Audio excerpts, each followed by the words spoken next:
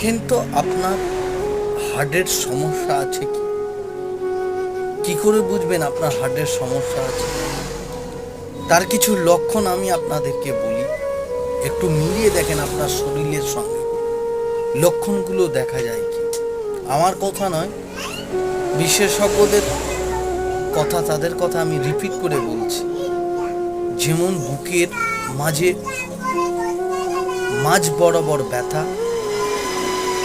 2 নম্বর হাত বা ঘাড় ব্যথা, 3 নম্বর পিঠে তীব্র ব্যথা, 4 নম্বর দেখেন তো আপনার কাশি বা শ্বাসকষ্ট,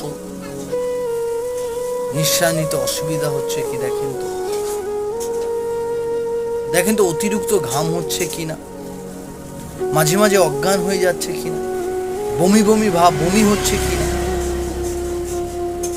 এগুলো লক্ষ্য করে দেখেন।